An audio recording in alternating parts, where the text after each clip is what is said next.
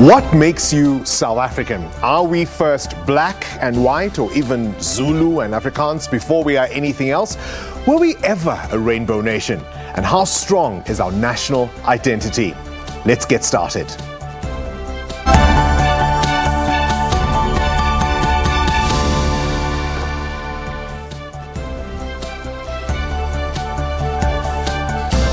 Good evening and welcome to the Democracy Gauge. I'm Bongani Bingwa. Your issues and your voice are key for this show because it's all about you. Today, we tackle the issue of patriotism. What makes someone a patriot? And is it even a good and desirable thing? You know our national anthem, United We Stand in South Africa, our land. Now, 25 years ago, we came together after centuries of race-based acrimony to forge a new nation. But has the center held, or do we remain as divided as ever? And that's why we're asking our poll question tonight. Are you proud to be a South African? You choose from our standard three colors. Green is for yes, yellow is for maybe, and of course red is no. You can interact with our poll on sabcnews.com. We extend the conversation on Facebook and Twitter. Remember, of course, to use the hashtags SABCDG25 and SABC News. It was Nobel Peace Prize winner Archbishop Emeritus Desmond Tutu who coined the term Rainbow Nation. Our producer, Nono Makongoma, has prepared this for us. We are the rainbow people of God. It was Nobel Peace Prize winner Archbishop Desmond Tutu who coined the term Rainbow Nation. It followed the decades of deep-rooted racial divisions and brutality enforced by the apartheid regime. Mr. Nelson Mandela, a free man taking his first steps into a new South Africa. In 1990, thousands gathered along the streets of Cape Town to celebrate former President Nelson Mandela's release from prison and the unbanning of the African National Congress. Despite a 27-year imprisonment, Mandela played a vital role in social cohesion. Perhaps the most iconic moment was Madiba wearing the Springbok rugby jersey at the 1995 Rugby World Cup final. The 2010 FIFA World Cup will be organized in South Africa. Sport once again seemed to be a unifier during the 2010 FIFA Soccer World Cup. But with these incidents hiding the scars and the underlying racial tension, are we proud of being South African? Have we really put our differences aside? Are issues like land, economic struggles and lack of jobs further dividing us as a nation? Add corruption to the mix and you have yourself a deeply frustrated nation.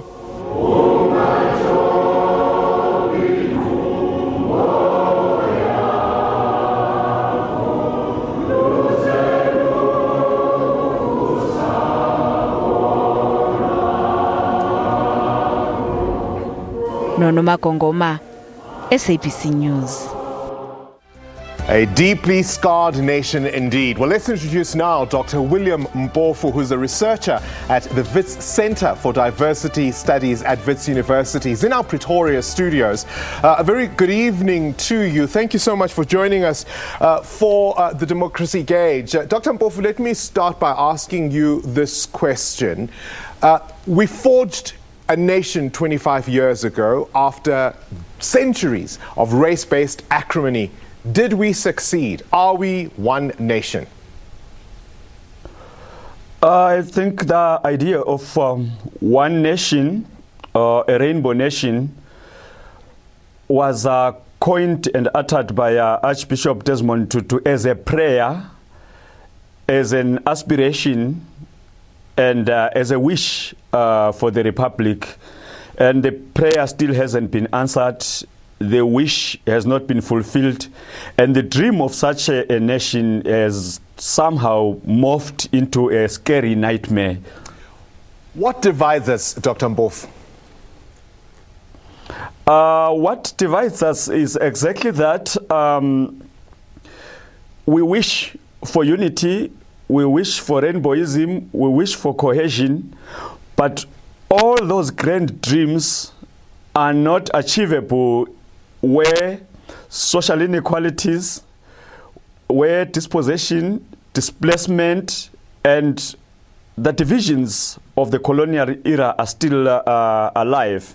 Where there's no distributive justice, where there's no social justice, human beings cannot coalesce, human beings cannot unite. Sure. So the falsehood of our cohesion and the fact that the rainbow idea still remains a political statement and an ideological statement that conceals that a majority enjoys power, a minority enjoys power and privilege, while a minority enjoys power and privilege. So it's a bit an easy situation where the majority suffers while the minority enjoys.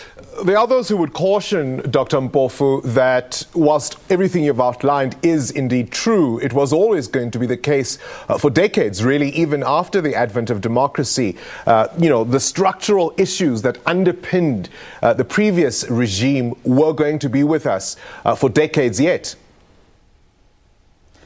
Yeah, there is enduring coloniality in that the same economic relations, the same power relations, the same structures and systems that defined apartheid are still alive and real for the majority poor and black.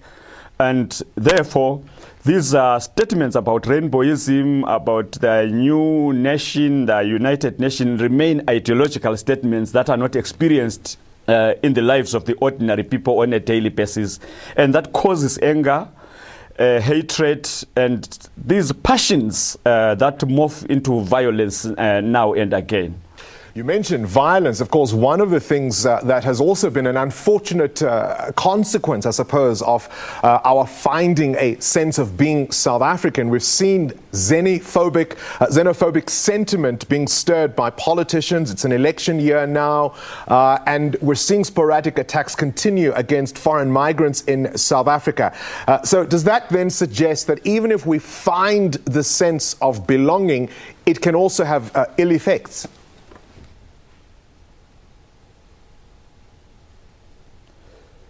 Yeah, the problem is that our patriotism, together with our nationalism, have not been decolonized. Politicians and somehow intellectuals are allowing a political and intellectual climate where our people are allowed to keep reimagining homelands, fortifying colonial borders, building fences around each other, and our patriotism and nationalism are not alive to difference in terms of nationality, race, ethnicity, and we remain ensconced in these apartheid homelands that remain in our psyche. And it's the duty of intellectuals first and political leaders next to demolish these fences and encourage and cultivate new imaginations of nationhood, new passions of patriotism that are alive to difference, to diversity, and for the love of the neighbor, the other, the woman, and other people that are less powerful than the macho man that is in charge. Some would suggest that's exactly how nations are formed, in this cauldron, in this melting pot of competing ideas and identities. We'll leave it there with Dr. Mpofu. Now, a reminder of our poll question this evening. Are you proud to be a South African? Green is for yes, yellow maybe, red is for no. We'll share some of your views after this break.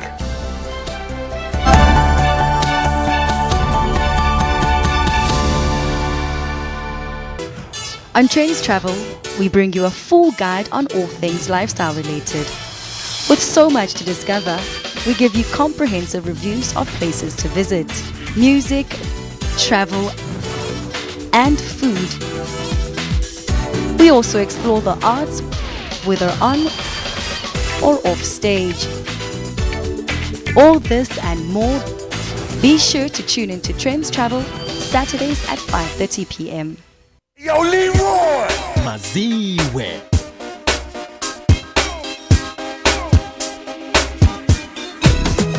We keep it smooth.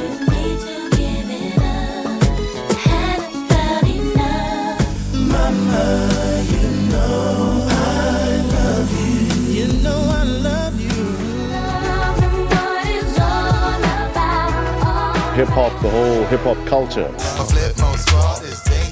Where you hitting down with Spinderella and everything is Jeff. Don't worry about a thing. International music.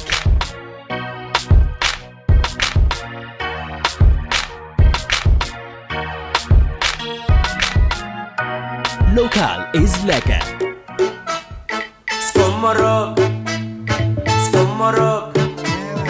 Hey wena, Studio Mix, DSTV channel 156 on SABC Encore.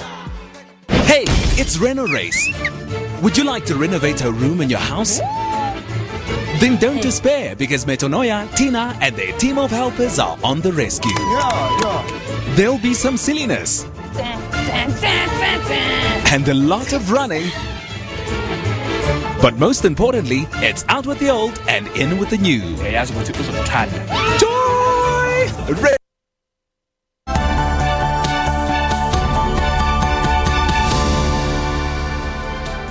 Welcome back. As you know, here on the Democracy Gauge, it's all about your view and your opinion. So let's go to social media and find out what people are saying. Here is the picture on Twitter. Xavier says, proud in such an unequal society. You can only be proud when injustice and inequality are next to non-existent. Dlanga Mandla says, I'm proudly South African no matter what is transpiring in our country. That won't change me. Hawkeye says, I'm very proud and unashamedly so. I don't want to be anywhere else other than in SA. On Facebook, Sandile says, on behalf of all mindful citizens, we're not happy to be South Africans, only exasperated by having a government that's ruled by a corrupt party with ministers that are sleeping on duty. All right. Jaden says, yes, proud. I'm a proud South African. I believe things could get better for every citizen of the country. All right. That's the picture on social media. That's what people are saying. We're going to hear some of your views directly, the word on the street, so to speak.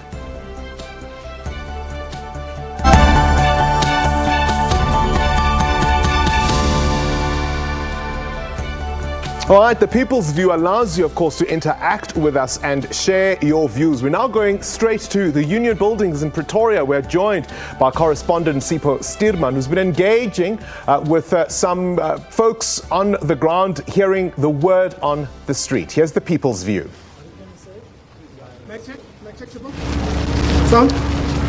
All right, well, a very good evening to you and our viewers at home. We are coming outside a very rainy Union Buildings here in Pretoria. The weather not playing ball with us, but of course, as the topic here, we're discussing whether does South Africa have a strong national identity. I am joined by advocate here. Thank you from the National Heritage Council. Thank you very much, sir. If you can just talk to us. I mean, 20 years into democracy, we have different racial groups, different cultures. Where are we when it comes to our national identity? National identity is never an event. Countries whose democracies are as old as America, they're still dealing with the whole issue of divisions, you know, in society, divisions of different national groups.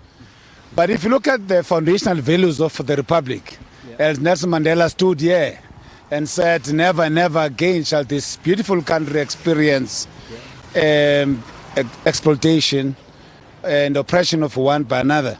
So strides have been made. Platforms like national symbols through our national anthem. But looking at the foundational values of the Republic, because our Republic is actually founded, you know, on nation building and you know, national identity. So it's not going to be an event, but I also think strides have been made. Strides have been made. Perhaps I can bring in here student leader Thabo Shingange, also just on the subject. You've heard the advocate Mangotwa saying that strides have been made. What is your take on our national identity from a young person in South Africa and who's been actively involved in student politics and a number of issues affecting society? I mean, thank you, Sipho, for having me. As a student union would say that the national identity needs to be shaped around understanding the social and economic challenges in our country. Once that is neglected, you can't frame a proper national identity because people conceptualize it differently. What we need to be doing is to understand, you know, to conscientize and to understand the struggles that the ordinary South African, the average South African goes through, and formulate a national identity around that in order for us to be able to move this country forward. The advocate speaks of strides that have been made. What's your take on the strides that have been made? Look, of course, strides have been made, but if you do not interrogate the historical patterns of exclusion, of marginalization, and problematize those first and foremost, we will see these technical changes as the progress. But of course, yes, we want to acknowledge that progress has been made in that regard, but most needs to be done to respond, particularly to those who do not draw a direct link with the past. And now, one of the things I've noticed, maybe I can bring you back, advocate, is that when we celebrate, holidays such as Heritage Day, we don't often see a sort of an inclusivity involving other races coming together to celebrate such holidays. You want to comment on that for me, please?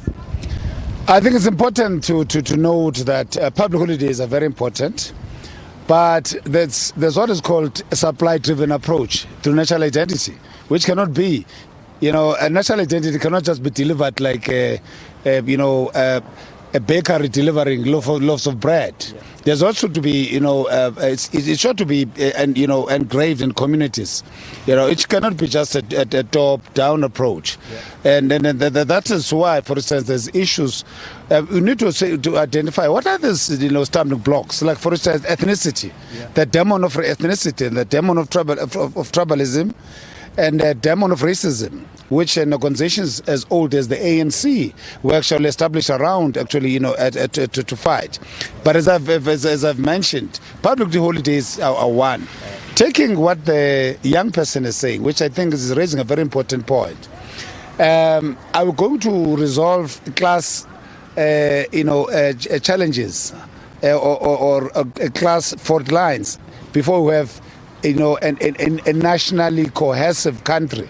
And I'm saying that both, because what's important, because people, we have got issues of poverty, unemployment, and so forth. But whilst we're still fighting those, but it's also important for a country to be coherent, because countries, for instance, like Israel,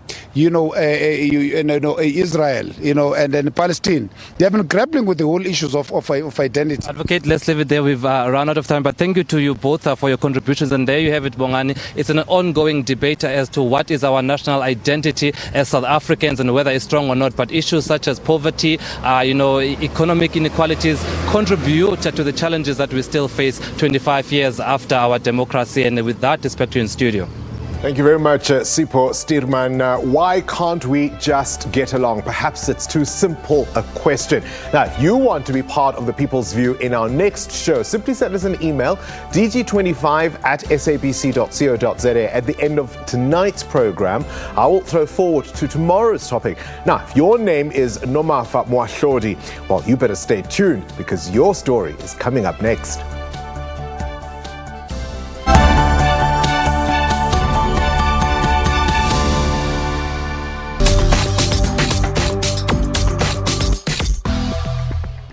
Everyone wants a dignified funeral.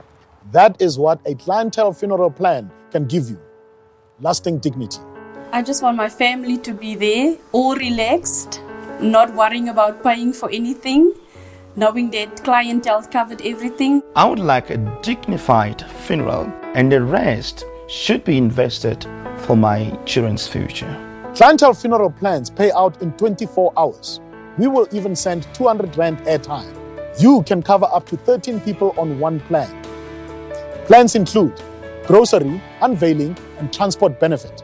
Plus, you can get all your premiums back. I told my family, I don't want a fancy funeral. They must come there for a cook sister and a sandwich, and then they must use the rest of the money for their future. I will never stop paying my monthly premium.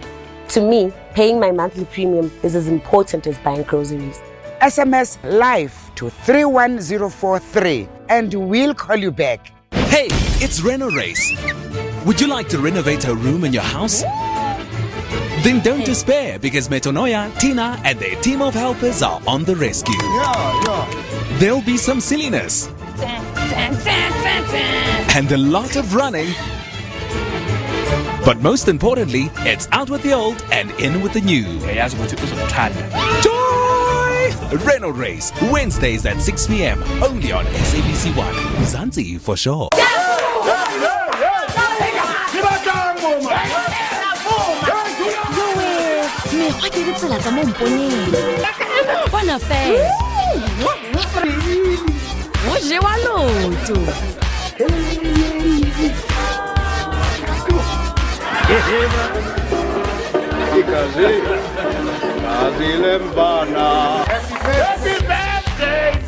me! Sibuku. It's Boko. Chesa wena. Thank you. You're delightful. Especially for me. Au, Faratu woman.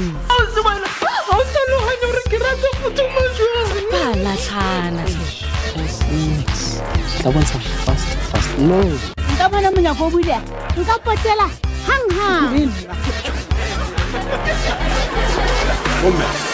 Morning. Come join us on DSTV channel 156, SABC Hong Kong.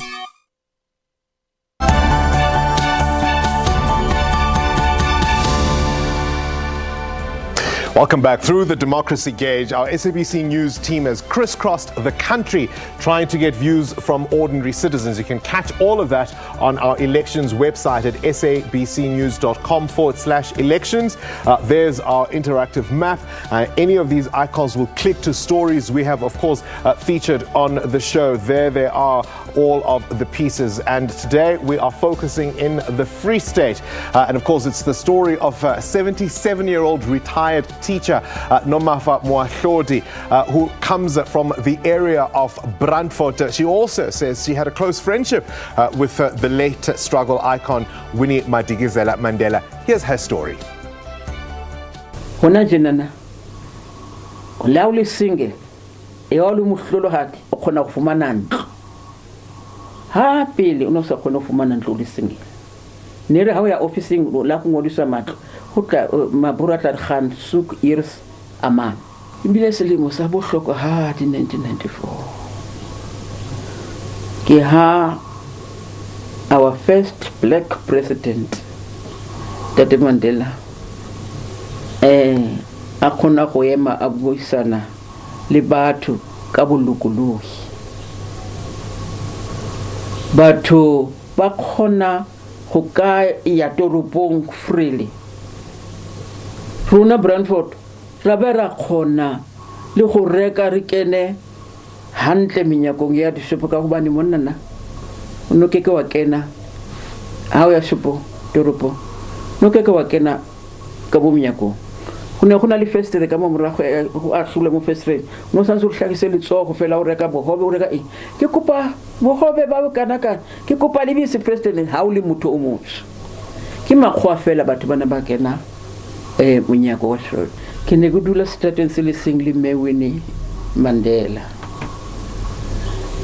ha ke am sebetsing he ke ne ke fita ga tingata mme tse ke di entse le yena ere ke qole fela ye ya botlhoko ha di fela ya bana because ke teacher so mosebetsi wa ka ebile gore o tsamaelana le mosebetsi o a ile a qala Brandfort ebile ka bane a ke re eno na le under house arrest re sa tsole gore qualifications tsa hae ke maruna tata batho hampe la ke bona dintho di fetohile haholo mme kannete di phetoho tsona di ngata re na le electricity hona ho sena electricity mehleng le phela go nakong ya jwale tjena eka honna re ka ke re tekule rona batho ha holo jwang a ke re lona le batjha ntse re utlwa fela di story ha le ka la utlwa pain e rona re ke re ra ifila ise eka le ka re ha re kena mo di officing le attitude ya botho and le attitude of building a well balanced nation ke kgetha o yelo ha ke re itekule rona ke nkgono impa a ke fili monate wa bonkgono ka ba hankare bo gona nna ke hodise ke nkgono nna ke tsa di story wena o setlo o le setlogolo saka ha ona nako ya ka wa tobetsa o na le nako ya WhatsApp and what have you a dina nako so la ke rata go qoqa le lona go no lemohisa gore ngwana ka tsenana ho wena o nka hampe eka ke re o yetse ntho tse una ke ne ke dietsa.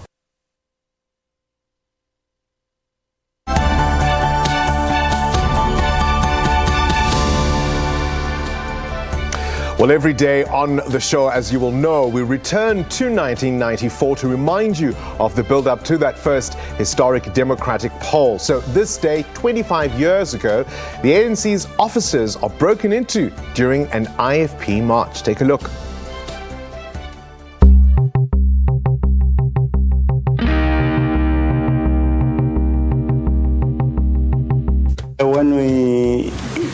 were called up by our security personnel in the office. We came to investigate, and what we found was just this, that some person or people had broken into our offices. They had gone through the ceiling and they'd come into this office. We don't know what they've done as yet, because some members of the staff are not here to say where I put that file, because we certainly don't know. But we are sure that those people had a very sinister motive in breaking into our offices. There are people who are against the process of democracy. There are people who are intent on destabilizing the ANC in its campaign for victory in the next coming election. The office is guarded, but there's a security personnel at the floor below. That is the second floor. They are guarding the office, but obviously the people who did this knew that this office was guarded by the people at the second floor, so that they used the roof to enter into this building. We don't know then what they have removed. The damage cannot be counted in terms of monetary terms. I think the damage is really in the sense that they have taken some documents. We don't know what the documents are as yet. But before we say goodbye, let's take a look at the results for today's poll. There they are, 57%. I don't know, I'm a little relieved at that figure, I think. 10% maybe, and 33% in fact saying no.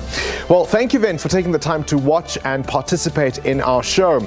Tomorrow, we're tackling HIV.